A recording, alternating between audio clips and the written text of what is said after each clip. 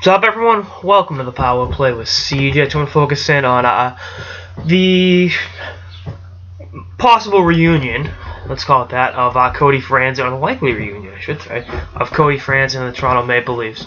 Right after he got traded back to Nashville, obviously the organization he came up with, he expressed being open to going back to Toronto in free agency, and then last couple of days reiterated that, and that Mike Babcock makes the Leafs even more attractive. So, I mean, I'm not going to bet any some money on it, but if I had to guess where he's going, I'd say he's going back to Toronto on July 1st. And just the fit in Nashville for a second go-around wasn't really right.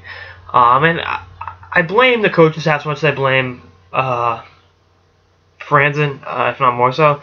I mean, you look at they've traded for two defensemen between the ages of 25 and 30 in the last couple years, year and a half, and Michael Del Zotto and Franson, and neither one really did well in their system. And Del Zotto wasn't awful with Philly this year, and I would have liked to have seen them try to get more out of him, especially given the way Kevin Klein's played in New York. But a bit of a tough go of it in that regard. But the thing with Franson is that, especially when Weber went down in the playoffs, the coaching staff showed no confidence in him, and put him in there, I think, at times,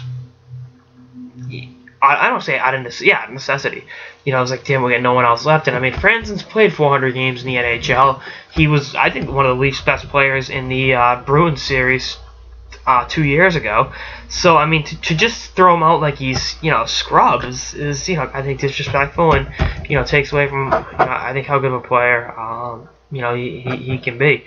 Again, absolutely no confidence was shown in him, and after a while that just eats away at his own confidence and in his abilities in and of itself, and his self-esteem on the ice falls to the floor. So I think going back to Toronto is going to be a good fit for him. I read Vancouver's in the mix for him.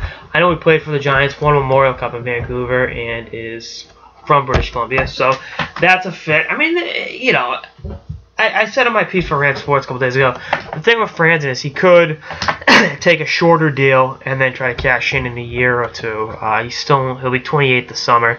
Take a 1-year deal and then at the age 29 really cash in. I think that's a possibility.